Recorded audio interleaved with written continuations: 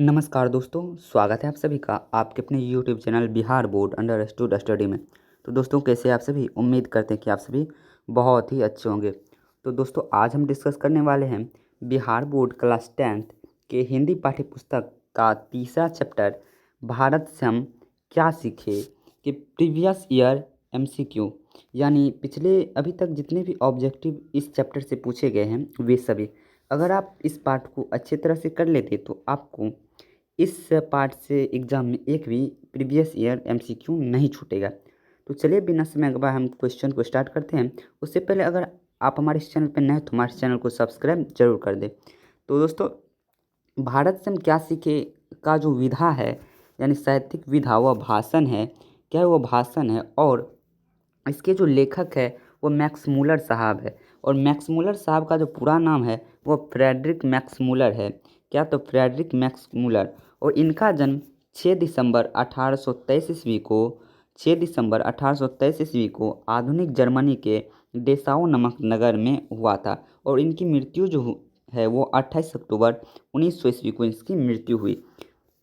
आगे बात करते हैं कि मैक्स मूलर जो थे वो 18 वर्ष की अवस्था में लिप्चिंग विश्वविद्यालय में संस्कृत का अध्ययन क्या कर दिए थे? प्रारंभ कर दिए थे। आपसे क्वेश्चन पूछा जाता है कि मैक्स मूलर कितने वर्ष की अवस्था में संस्कृत का अध्ययन प्रारंभ कर दिए थे? तो 18 वर्ष की अवस्था में। और इन्हें जो है ना, स्वामी विवेकानंद ने वेदांतियों का वेदांती भी कहा। यह भी क्वेश्चन आपसे पूछा जाता है कि मैक्स मूलर को वेदांतियों का वेदांती भी किसने कहा? तो वो स्वामी विवेकानंद ने। इनकी जो रचना है और अन्य कृति है वह है हितोपदेश का जर्मन भाषा में अनुवाद प्रकाशित करवाया। उसके बाद कठ और केन आदि उपनिषदों का जर्मन भाषा में अनुवाद तथा मेघदूत का जर्मन में पदानुवाद किया। चलिए हम क्वेश्चन को स्टार्ट करते हैं।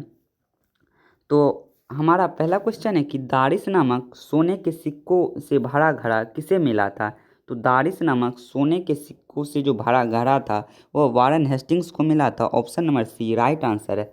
नेक्स्ट क्वेश्चन है कि किसके अध्ययन के क्षेत्र में भारत के कारण नवजीवन का संचार हो चुका है? तो किसके अध्ययन के क्षेत्र में? तो इसका राइट आंसर होगा कि नीति कथा अध्ययन के क्षेत्र में जो है ना, भारत के कारण नवजीवन का संचार हो चुका है। नेक्स्ट क्वेश्चन है कि मैक्स मूलर के अनुसार सच्चे भारत के दर्शन कहाँ हो सकते हैं? तो मैक्स मूलर के अनुसार सच्चे भारत के दर्शन जो है वह ग्रामीण भारत में हो सकते हैं। Option number C right answer है। नेक्स्ट क्वेश्चन है कि भारत से हम क्या सीखे? क्या है? तो भारत से हम क्या सीखे वह एक भाषण है। Option number C right answer है कि भाषण। नेक्स्ट क्वेश्चन है कि मैक्स मूलर को वेदांतियों का भी वेदांती किसने कहा? तो मैक्स मूलर को वेदांतियों का भी वेदांती स्वामी विवेकानंद ने कहा। Option number B right answer है। नेक्स्ट क्वेश्चन है कि किस गवर्नर जनरल के समय 172 दारिस नामक सोने से भरा घड़ा मिला था? तो वारेन हेस्टिंग्स नामक गवर्नर जनरल के समय 172 दारिस नामक सोने के सिक्कों से भरा घड़ा मिला था। नेक्स्ट क्वेश्चन है कि हितोपदेश का जर्मन भाषा में अनुवाद किसने प्रकाशित करवाया? तो हितोपदेश का जर्मन भाषा में पदानुवाद जो है वह मैक्स मूलर ने करवाया। Option number B right answer है। नेक्स्ट क्वेश्चन है कि मैक्स मूलर ने कालिदास को किस पुस्तक का जर्मन भाषा में अनुवाद किया? तो मैक्स मूलर ने कालिदास के जो मेघदूत पुस्तक है उसका जो है ना अनुवाद कराया है। Option number C right answer है कि मेघदूत। नेक्स्ट क्वेश्चन कि मैक्स मूलर का जन्म कब हुआ था? तो मैक्स मूलर का जन्म 1823 ईस्वी में जर्मनी के डेसाउ नामक नगर में हुआ था। Option number A right answer है। नेक्स्ट क्वेश्चन है कि सर विलियम जोन्स समुद्री यात्रा करते हुए भारत कब पहुँचे? तो सर विलियम जोन्स समुद्री यात्रा करते हुए भारत जो थे सन 1783 ईस्वी में पहुँचे। Option number D right answer है। नेक्स्ट क्वेश्चन है कि यूनान व रोम के संपूर्ण साहित्य से कहीं अधिक विशाल है? तो यूनान और रोम से कहीं अधिक जो विशाल साहित्य है वो संस्कृत भाषा और साहित्य है। Option number A right answer है। नेक्स्ट क्वेश्चन कि मैक्स मूलर ने डैश वर्ष की अवस्था में लिप्चिंग विश्वविद्यालय में संस्कृत का अध्ययन प्रारंभ कर दिए थे? तो 18 वर्ष की अवस्था में मैक्स मूलर ने कितने वर्ष की अवस्था में? तो 18 वर्ष की अवस्था में संस्कृत का अध्ययन प्रारंभ कर दिए। तो option number D right answer है। नेक्स्ट क्वेश्चन है कि स्वामी विवेकानंद ने वेदांती का वेदांती किसे कहा? तो स्वामी विवेकानंद ने मैक्स मूलर को वेदांतियों का वेदांती भी कहा। नेक्स्ट क्वेश्चन कि मेघदूत का जर्मन पदानुवाद किसने किया? तो मेघदूत का जर्मन पदानुवाद जो है वो मैक्स मूलर ने किया। Option number C right answer है। नेक्स्ट क्वेश्चन है कि मैक्स मूलर का जन्म आधुनिक जर्मनी के किस नगर में हुआ था?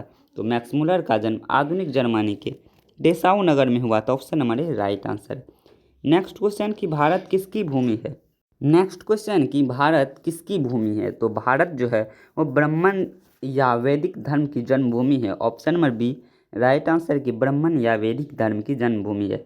नेक्स्ट क्वेश्चन कि वाराणसी के पास दारिस नामक सोने के सिक्कों से भरा घड़ा किसे मिला था? तो वाराणसी के पास दारिस नामक सोने के सिक्कों से जो भरा घड़ा था वारेन हेस्टिंग्स को मिला था। Option number C right answer कि वारेन हेस्टिंग्स को।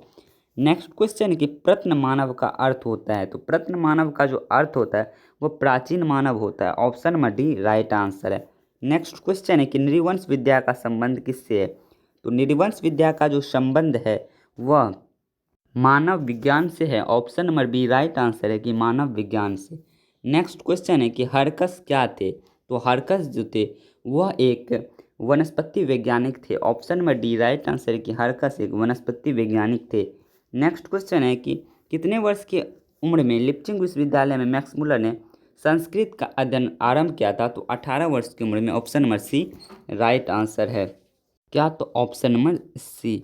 नेक्स्ट क्वेश्चन कि मैक्स मूलर ने सर्वविध संपदा और प्राकृतिक सौंदर्य से परिपूर्ण देश डैश को माना है? तो किसे माना है? तो मैक्स मूलर ने सर्वविध संपदा और प्राकृतिक सौंदर्य से परिपूर्ण देश जो ना वो भारत को माना है। Option number C right answer है। यह क्वेश्चन सब्जेक्टिव में भी पूछता है, इसलिए आप इसको ध्यान में रखिएगा कि मैक्स मूलर ने सर्वविध संपदा और प्राकृतिक सौंदर्य से परिपूर्ण देश जो भारत को कहा। इसको इस तरह भी पूछते हैं कि संपूर्ण सर्वविध संपदा और प्राकृतिक सौंदर्य से परिपूर्ण देश कौन सा है? तो Bharat. Option number C right answer है। तो इस वीडियो को हम यही बंद करते हैं, मिलते हैं कल के नेक्स्ट वीडियो में। तब तक के लिए धन्यवाद। जय हिंद, जय भारत।